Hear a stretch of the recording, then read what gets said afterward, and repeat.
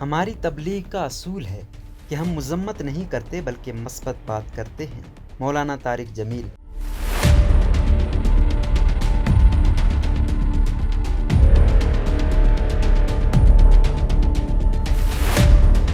پاکستان کی معروف مذہبی شخصیت مولانا طارق جمیل کا کہنا ہے کہ یہ تاثر درست نہیں کہ وہ ملک میں ایک بڑا حلقہ اثر رکھنے کے باوجود خواتین کے حقوق، لاپتہ افراد یا اظہار آزادی رائے جیسے معاملات پر بات نہیں کرتے اور ان معاملات پر اپنے معتقدین کی رہنمائی کرنے سے گریزاں ہیں۔ BBC اردو کے لیے صحافی فاروق عادل کو دیے گئے انٹرویو میں ان کا کہنا تھا کہ ملک یعنی پاکستان میں بے شمار مسائل ہیں، میرے نزدیک سب سے بڑا مسئلہ اللہ سے دوری ہے، یہ بنیادی مسئلہ ہے اور اللہ کے بندوں کی رائے کو ختم کر دینا اسی دوری کا نتیجہ ہے۔ ان کا کہنا تھا کہ اللہ کے بندوں کو ان کا حق نہ دینا اسی وجہ سے ہے کہ اظہار رائے کی آزادی سلب کرنے والے اللہ کو نہیں جانتے، اگر وہ اللہ کو جانے تو ایسا کیوں کریں۔ معاشرے میں مثبت کردار ادا کرتے ہوئے انسانی حقوق جیسے مسائل پر کم بات کرنے سے متعلق سوال پر مولانا طارق جمیل کا کہنا تھا کہ میرے تو سارے بیان ہی حقوق العباد پر ہوتے ہیں، میں حقوق اللہ کو بھی بیان کرتا ہوں لیکن جتنا اللہ نے بیان کیا اور حقوق العباد کو بھی اتنا ہی بیان کرتا ہوں جتنا اللہ نے بیان کیا ہے۔ اللہ نے حقوق العباد کو پھیلا کر بیان کیا ہے، اللہ نے اپنے حقوق مختصر بیان کیے ہیں۔ ان کا کہنا تھا کہ گزشتہ 30 برس سے انہوں نے معاشرے میں انسانیت کو ابھارنے کی کوشش کی اور انسانی حقوق کو اجاگر کیا ہے۔ ملک میں لاپتہ افراد جیسے سنگین اور بڑے مسئلے کی مذمت نہ کرنے کے تاثر پر ان کا کہنا تھا کہ میرے ذمے اللہ کی دین کی دعوت دینا ہے، اب اس کی عمل داری تو نہ میرے ہاتھ نہ میرا ذمہ ہے۔ ان کا مزید کہنا تھا کہ ہماری تبلیغ کا ایک اصول ہے، ہم مذمت نہیں کرتے، منفی بات نہیں کرتے بلکہ ہم مثبت بات کرتے ہیں، کسی کو برا نہیں کہتے، اچھائی کو بیان کرتے ہیں، اچھائی اتنی بیان کریں کہ برائی اسی میں دب جائے۔ معروف مبلغ نے یہ بھی کہا یہ تاثر درست نہیں کہ ان کے بیانات اور گفتگو میں خواتین کے حقوق کے حوالے سے بات نہیں ہوتی، میں خواتین کے حقوق کے حوالے سے صرف وراثت کے معاملات پر ہی بات نہیں کرتا ہوں بلکہ اس کے ہر روپ میں اس کے حقوق کی بات کرتا ہوں کہ ایک عورت کے ماں یا بیوی کے طور پر کیا حقوق ہیں، بیٹی بہن کے روپ میں کیا حقوق ہیں۔ پھر ہمارے معاشرے میں سسرال میں آنے والی بچیوں پر ظلم کے حوالے سے میں بات کرتا ہوں، پھر ایسی بچیاں جو غسیلے یا بد زبان ہوتی ہیں میں تو پورے معاشرے پر بات کرتا ہوں۔ اس سوال پر کہ حال ہی میں پاکستان بھر میں زیر بحث نور مقدم کیس سمیت اس جیسے موضوعات پر ان کا کوئی بیان یا پیغام دیکھنے کو نہیں ملا۔ طارق جمیل نے کہا میں کلی چیزوں پر بات کرتا ہوں، یہ جزیات ہے کہ فلاں جگہ پر یہ واقعہ ہوا یا فلاں جگہ پر ایسا ہوا، میں ان پر بات نہیں کرتا ہوں۔ کہانی کا انداز دل و دماغ پر اثر کرتا ہے۔ جب ان سے پوچھا گیا کہ وہ اپنے انداز خطابت میں افسانوی انداز کیوں اپناتے ہیں، طارق جمیل کا کہنا تھا کہ اللہ قرآن میں نصیحت کو کہانی کے انداز میں بیان کرتا ہے، حضرت موسیٰ کا قصہ سناتا ہے اس میں نصیحت ہے، ذوالقرنین کی کہانی سناتا ہے اس میں نصیحت ہوتی ہے، اصحاب کہف کی کہانی سناتا ہے اس میں نصیحت ہوتی ہے، لہٰذا کہانی کے انداز میں چیز انسان کے دل و دماغ میں اترتی ہے۔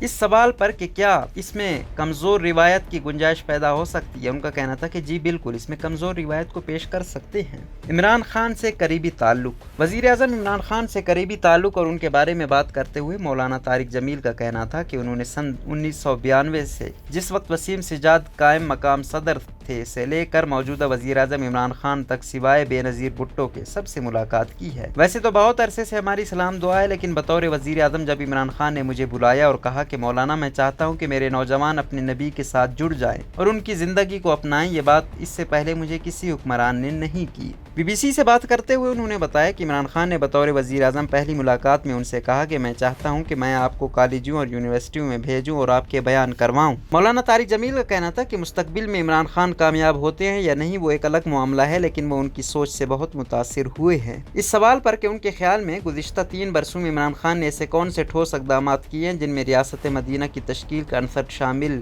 ہے، مولانا طارق جمیل کا کہنا تھا کہ ملک میں 72 برس کا کچرا ہے اور ان کے پاس ٹیم بھی مضبوط کوئی نہیں اور وہ اکیلے اپنی جان سے لڑ رہے ہیں تو اتنی جلدی تو تبدیلی نظر نہیں آتی۔ ان کا مزید کہنا تھا کہ میں ہر وقت ان کے ساتھ تو رہتا نہیں ہوں کہ بتا سکوں انہوں نے کیا اقدامات کیے ہیں، میرا تو اس سے ملاقات کا ایک سلسلہ ہے، باقی یہ تو وہ بتائیں گے جو ساتھ رہتے ہیں۔ ان کا یہ بھی کہنا تھا کہ حکمرانوں کو جا کر نصیحت کرنا تو ہمارے ذمہ ہے لیکن ان سے مفاد اٹھانا یہ ایک سودے بازی کی بات ہے، حکمرانوں کو بات سمجھانا بھی ہماری ذمہ داری ہے، ہم کنارہ کش ہو کر بیٹھ جائیں تو غلط لوگ ان کو گھیر لیں گے۔ برانڈ کا مقصد پیسہ کمانا نہیں، مدارس چلانا ہے۔ مولانا طارق جمیل نے کچھ عرصہ قبل ہی کپڑوں کا ایک برانڈ بھی شروع کیا جس کا نام بھی خود ان کے نام پر ہے۔ یہ برانڈ سامنے آنے کے بعد ان پر تنقید بھی کی گئی جس کا جواب دیتے ہوئے طارق جمیل نے کہا کہ ان کے اس کاروبار کا بنیادی مقصد مدارس کو چلانے کے لیے رقم مہیا کرنا ہے، اس برانڈ کو بنانے کا مقصد कोई पैसा बनाना नहीं है, बल्कि ये कोशिश है कि वो मदारिस जो मेरे ज़रिए से चल रही हैं वो लोगों से मांगे नहीं, उनको मांगने से मना करता है। मैं कोई 10-12 मदारिस चला रहा हूँ और हमारे यहाँ मदारिस का निज़ाम है चंदा। हम चंदा मांगते हैं और ज़कात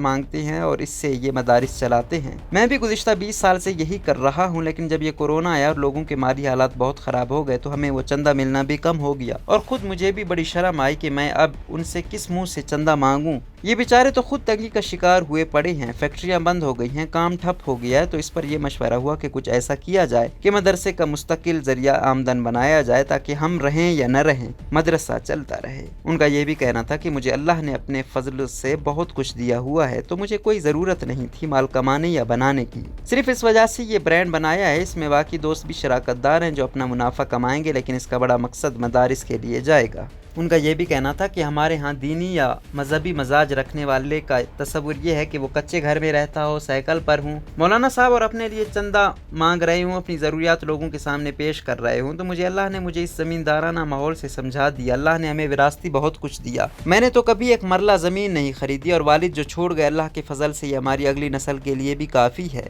इस्लाम में सारे मॉडल मौजूद हैं। अगर मैं एक मालदार ख़ानदान से तबलीग में लग गया हूँ और अल्लाह ने मुझे एक विरासती चीज़ दी हुई है तो क्या मैं इसे छोड़कर चटाई पर बैठ जाऊं? मीडिया कवरेज ही मशहूर लोगों से मुलाकातों को देता है। तारिक जमील से जब ये सवाल किया गया कि उनके बारे में एक तासुर है कि उनकी तवज्जो अदाकारों और बड़े सियासतदानों पर रही है, जबकि आम आदमी को उन तक रसाई सिर्फ टीवी या सोशल मीडिया के जरिए ही है, तो उनका कहना था ये तासुर दुरुस्त नहीं, बल्कि मीडिया उन्हें कवरेज ही जब देता है जब वो ऐसी शख्सियात से मिल रहे हों और आवाम से उनकी मुलाकातों को कवरेज नहीं मिलती। बात यह है कि आपका कैमरा मुझे तब कवरेज देता है जब मैं ऐसे मशहूर अफराद से मिलता हूँ। जब मैं आम और ऐसे गरीब अफराद से मिलता हूँ तो आपका कौन सा कैमरा मुझे कवरेज देने आता है?